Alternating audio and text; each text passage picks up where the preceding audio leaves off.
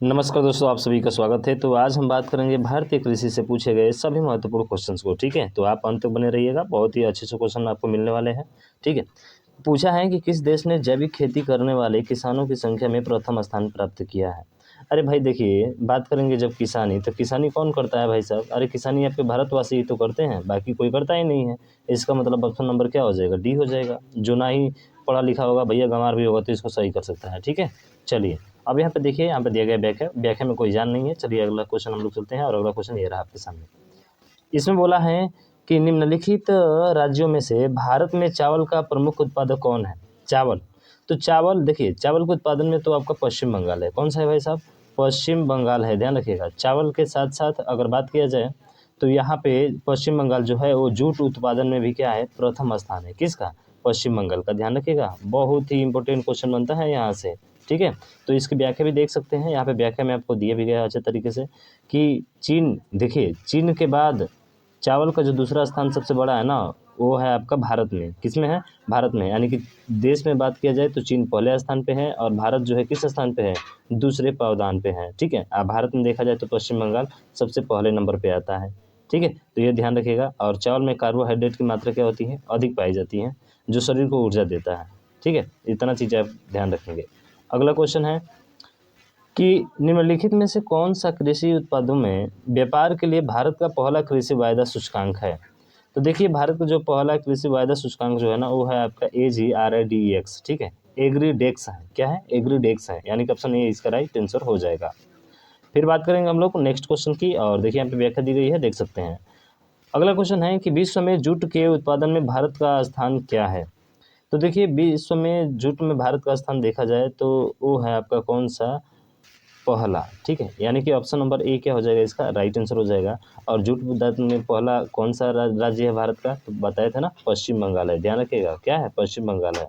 ठीक है, बाकी सब और जो है आपके उत्तर प्रदेश, बिहार भी हो गया, असम और उड़ीसा भी इसमें शामिल है। ठीक, और बात करें तो बांग्लादेश जूट उत्पादन में क्या है? द्वितीय स्थान है। ध्यान रखिएगा, भारत के बाद दूसरा स्थान किसका आता है? बांग्लादेश का आता है विश्व में। ठीक है ना, बहुत बढ़िया। चलिए नेक्स्ट क्वेश्चन देखिए।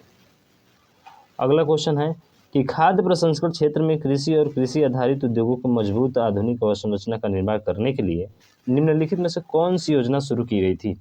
तो देखिए, इस समय जो योजना शुरू की गई थी वो था आपका कौन सा?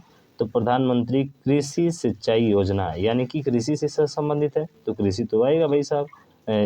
सॉरी, कृषि नहीं, किसान ना, किसान किसान, बिल्कुल सही।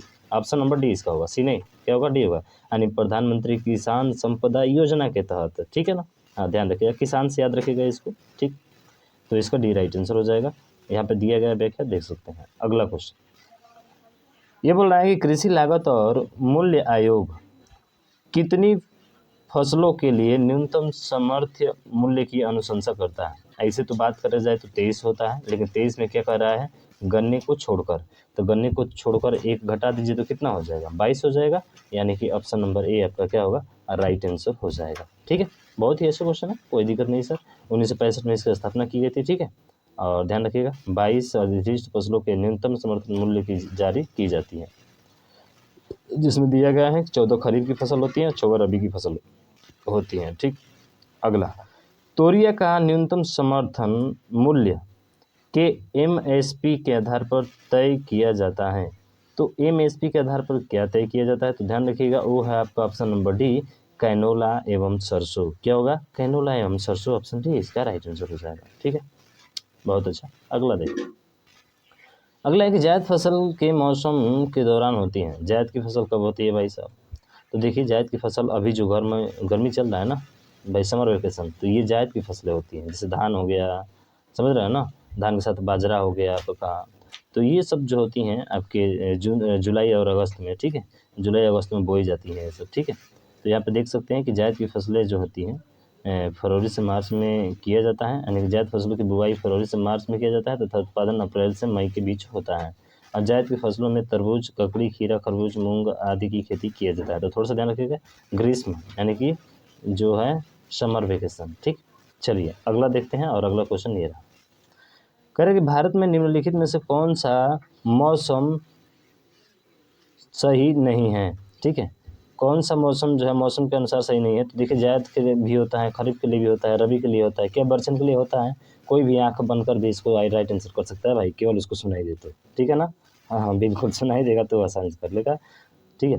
खरीफ की फसल क्या होती है? तो यह जून जुलाई में बोई जाती है और नवंबर दिसंबर में क्या कर ली जाती है? काट ली जाती है, जैसे धान, गन्ना, तिलहन, ज्वार, बाजरा, ठीक है। तो ये सब होते हैं। जायद की फसल जो मार्च और अप्रैल में बोई जाती है और जून जुलाई में काट ली जाती है, जो जुलाई चल रहा है, ठीक है। बहुत गर्मी है ना भाई साहब पूछना नहीं है। चलिए नेक्स्ट क्वेश्चन चलते हैं और अगला क्वेश्चन ये रहा। कृषि उत्पादन व्यापार और वाणिज्य विधेयक 2020 पेश करने वाले केंद्रीय कृषि मंत्री कौन थे? तो वो थे आपके नरेंद्र सिंह तोमर। कौन से थे? नरेंद्र सिंह तोमर थे, ठीक है। इन्हीं के अंतर्गत ये आता है, जिसमें तो कोई तामझाम नहीं है। चलिए अगला देखते हैं।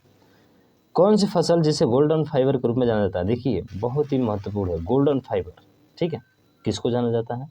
देखिए गोल्डन फाइबर के रूप में जाना जाता है जूट को। किसको जाना जाता है भाई साहब? जूट को, जो पश्चिम बंगाल था ना सबसे ज़्यादा, ठीक है। तो जूट इसका राइट आंसर हो जाएगा। इसको गोल्डन फाइबर भी कहा जाता है, यानी कि स्वर्ण रेशा भी कहा जाता है, ठीक है। बहुत बढ़िया। अगला है कि निम्नलिखित में से किसने भारत में शून्य बजट प्राकृतिक खेती की अवधारणा को प्रोत्साहित किया था? शून्य बजट क्या होती है? शून्य बजट, तो देखिए शून्य बजट जो होता है उसको पेश करने वाले कौन थे? तो सुभाष पालेकर थे। कौन थे? सुभाष पालेकर, यानी कि ऑप्शन नंबर सी इसका राइट आंसर हो जाएगा। बात करें तो यहाँ पे एम एस स्वामीनाथन जानते हैं, हरित क्रांति के जनक माना जाता है इनको, समझ रहे हैं ना? एम एस स्वामीनाथन का नाम सुना है ना भाई साहब, बहुत ही मशहूर है, ठीक है। तो इसका व्याख्या दिया गया है, देख सकते हैं, इन्हें पद्मश्री भी दिया गया था, ठीक है। अगला देखिए, हाँ अगला है कि अनाज उपजाने वालों को प्रोत्साहित करने और अर्थव्यवस्था की समग्र आवश्यकताओं को पूरा करने के लिए 23 कृषि फसलों के न्यूनतम समर्थन मूल्य की सिफारिश करने के लिए कौन सा संगठन स्थापित किया गया था? तो ये संगठन जो था वो था आपका कृषि लागत और मूल्य आयोग। क्या था? कृषि लागत और मूल्य आयोग, यानी कि ऑप्शन नंबर ए इसका राइट आंसर हो जाएगा, ठीक है। तो ध्यान रखेंगे। चलिए अगला देखते हैं।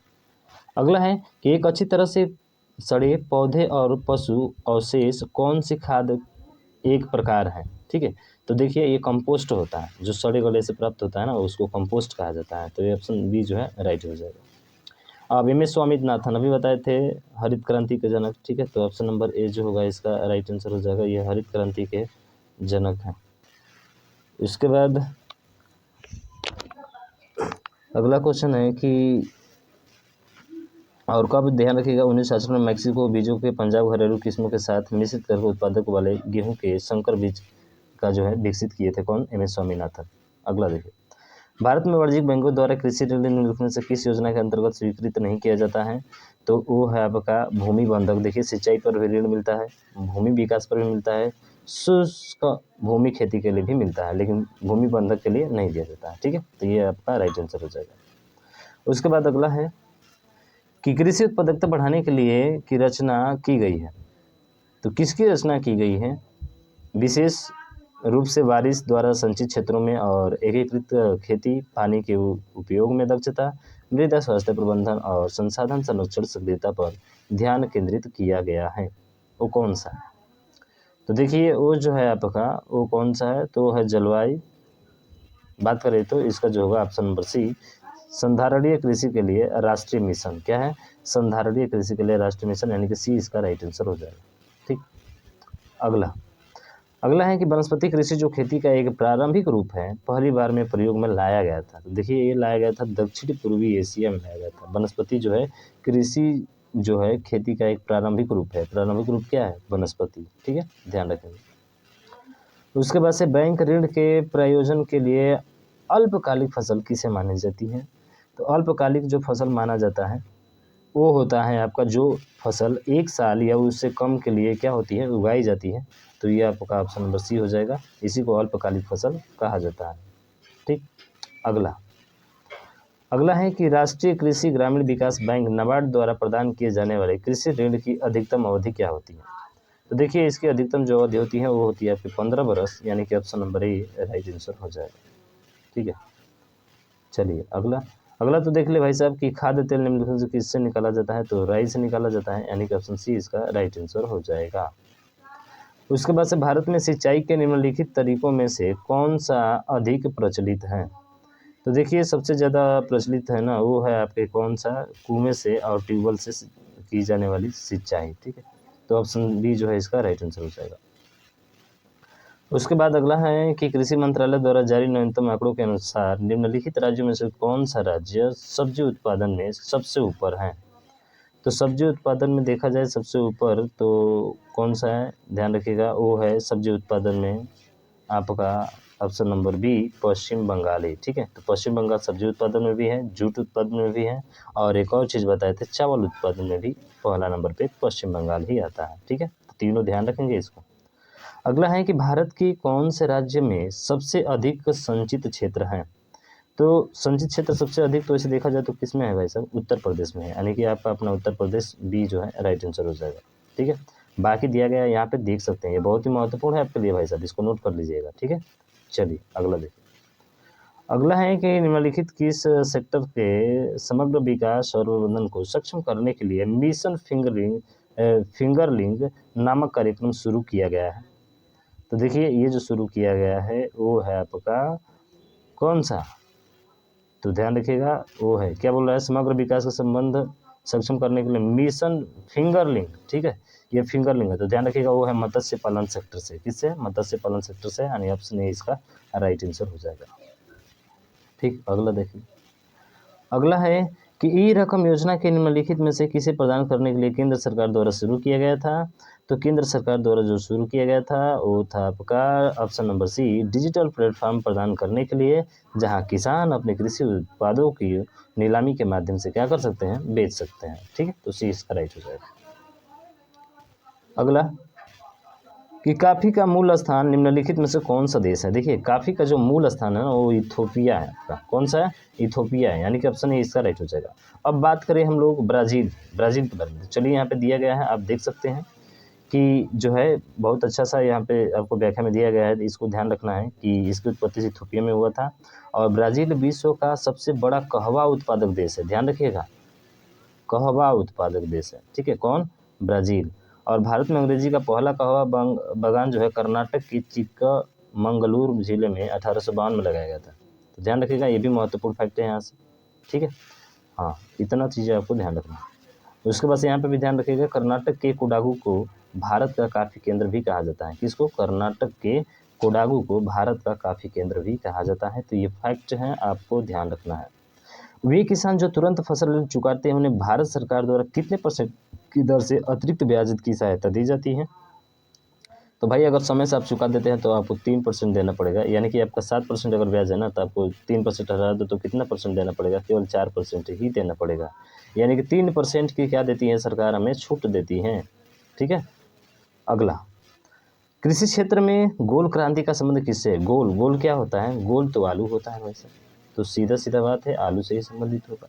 तो आलू कौन सा है, ऑप्शन नंबर डी है, तो डी इसका क्या होगा, राइट आंसर होगा। तो वैसे करके बड़ा आसानी से याद कर सकते हैं भाई साहब। हरित क्रांति खाली ये याद रखना है, खाद्यान्न उत्पादन से, श्वेत माने दूध होता है, दुग्ध उत्पादन में, पीली माने तिलहन सरसों का तेल होता है, गोल माने आलू होता है तो आलू हो जाएगा, नीली माने मत्स्य यानी मछली हो जाएगा, गुलाबी क्रांति झींग मछली उत्पादन से ही संबंधित है। तो ये फैक्ट है भाई, याद रखना है, ये लिख लीजिएगा कॉपी में।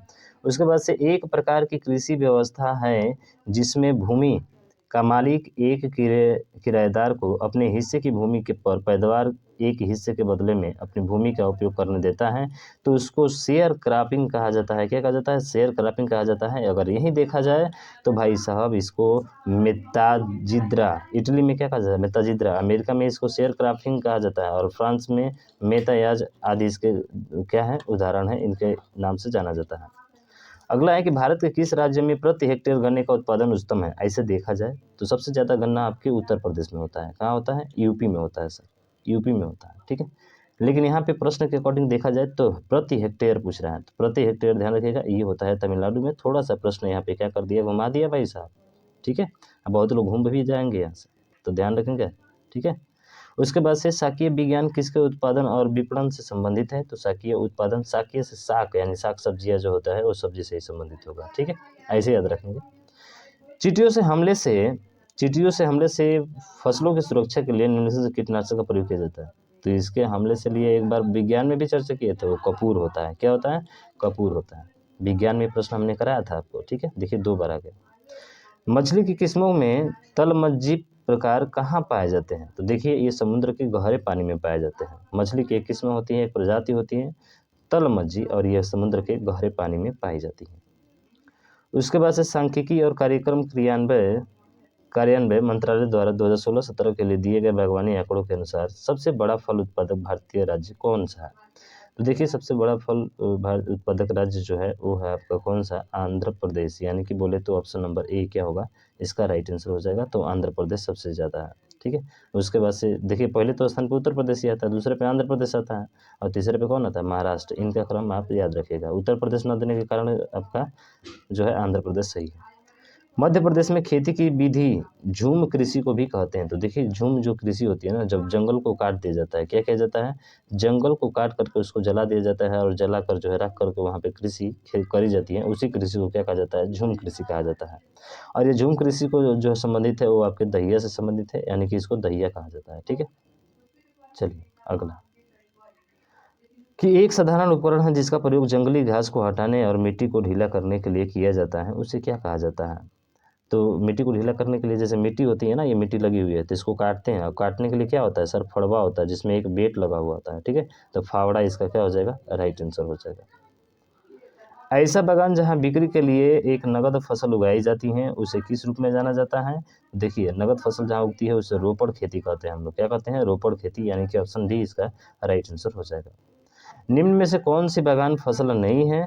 बागान फसल देखिए चाय है, काफ़ी है, बिल्कुल काजू भी है, लेकिन मोटे अनाज ये चाय बागान फसल नहीं है, तो इसलिए ऑप्शन डी इसका राइट आंसर हो जाएगा। तूर, देखिए तूर जो होता है ना, एक दाल ही होती है, लेकिन इस दाल का नाम है अरहर। अरहर की दाल को ही क्या कहा जाता है? तूर कहा जाता है, ठीक है।